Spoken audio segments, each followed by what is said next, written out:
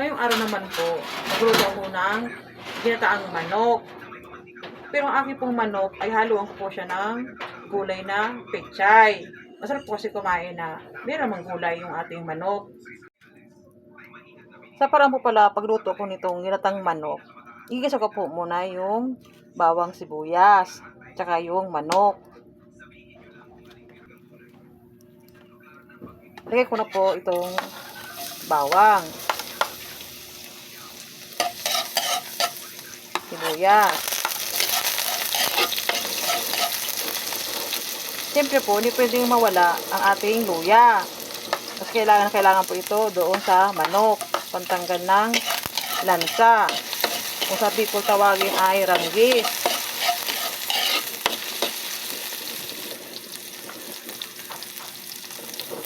Sul ko po itong manok.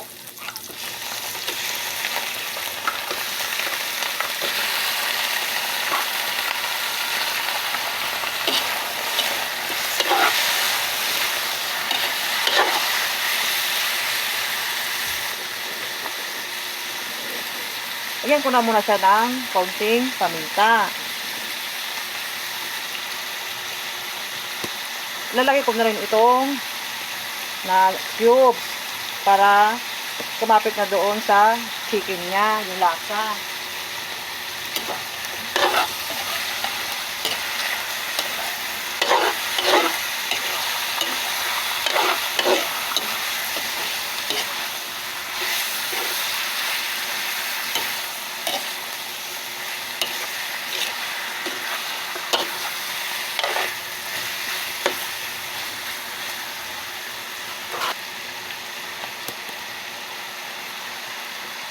Sunod po, ito pong pangalawang gata ko po, ilalagay ko na.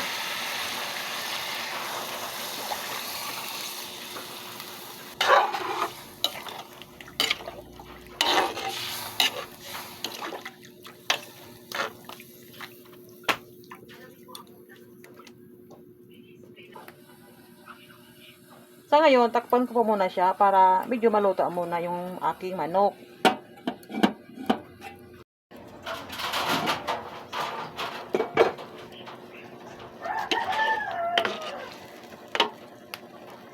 Sa ngayon, ilagay ko na itong siling haba. Saka meron pala akong tanglad. Nakalimutan ko kang ilagay.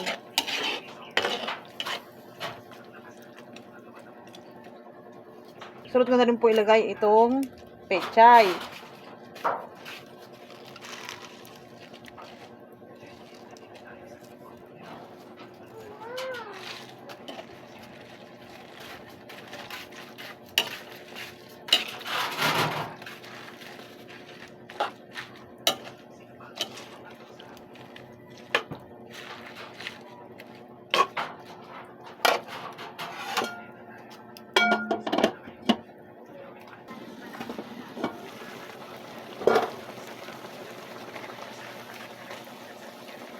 Sunod ko na po ilagay itong unang gata.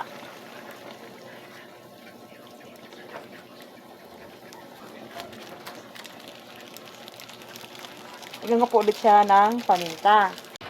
Maglagay po ako ng asukal.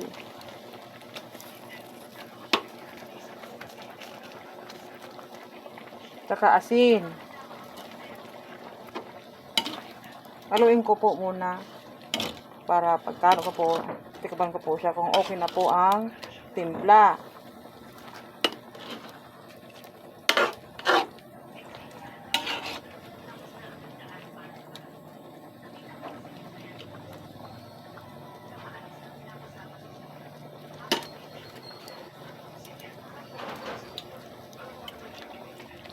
Okay na po yung timpla niya. Hintayin lang po natin na medyo maluto-luto po itong ating gata.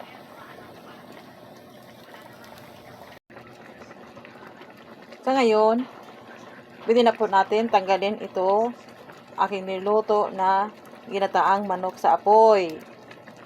Okay na po, masarap po kasi medyo meron siyang sabaw-sabaw.